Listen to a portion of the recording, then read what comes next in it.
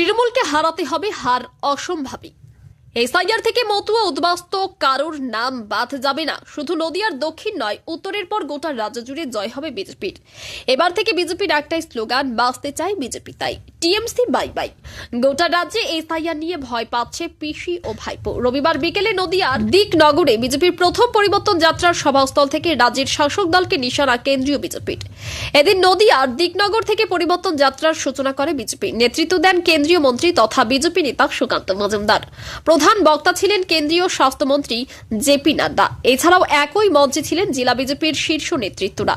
প্রথম মঞ্চে দাঁড়িয়ে রাজ্যকে তীব্র ভাষায় আক্রমণ করে সুকান্ত মজুমদার।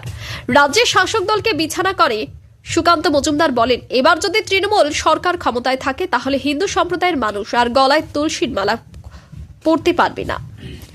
বিজেপির উপর ভরসা রাখুন। বাংলার মানুষের রায়ে 26-এর বিধানসভা নির্বাচনে ক্ষমতায় আসতে চলেছে ডবল ইঞ্জিনের সরকার। অন্যদিকে একইভাবে রাজ্যকে নিশানা করেন কেন্দ্রীয় মন্ত্রী জেপি নাড্ডা। এই বাংলায় শিল্প নেই, হাজার হাজার শিল্প চলে গেছে বাংলা থেকে। নেই বিকাশ, হয়নি উন্নয়ন। গোটা ভারতবর্ষের মধ্যে সব থেকে অনুপ্রবেশকারীদের মদত দেয় রাজ্যের তৃণমূল সরকার। বিজেপি ক্ষমতায় আসলে একটা অনুপ্রবেশ হতে দেবে না বিজেপি। কেন্দ্রের প্রকল্প নকল করে কেন্দ্র সরকারের নামে বঞ্চনা করছে এই তৃণমূল।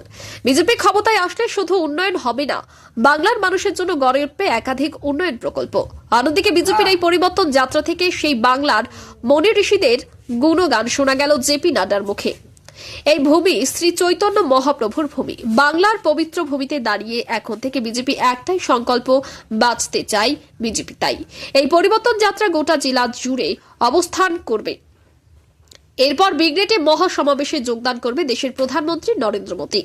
সেখানে বয়ে যাবে জনজোয়ার, দাবি বিজেপি নেতা জেপি নাড্ডার। অর্জুন শুক্লের রিপোর্ট, খবরের দর্পণ।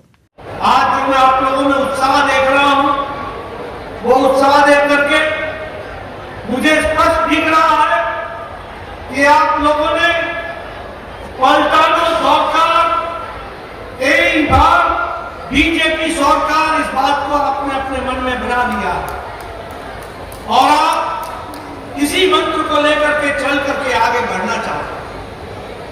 मित्रों, ये बंगाल एक ऐसी पवित्र भूभाग, इंडस्ट्रियल प्रोडक्शन, औद्योगिक विकास के लिए इसको बहुत बड़ा योगदान था और इंडस्ट्री की दृष्टि से ये अग्रसर था। लेकिन दुख की बात है कि ममता जी की सरकार ने पिछले 11 वर्षों में बंगाल नीचे जाता गया और पिछड़ता चला गया। इस बात को हमको ध्यान में रखना चाहिए। যদি এখনও আমাদের খবরের দর্পণ চ্যানেলটি সাবস্ক্রাইব না করে থাকেন তাহলে এখনই সাবস্ক্রাইব করুন, সঙ্গে বেল বাটনটি ক্লিক করুন আর পেয়ে যান সব খবরের দ্রুত ভিডিও আপডেট।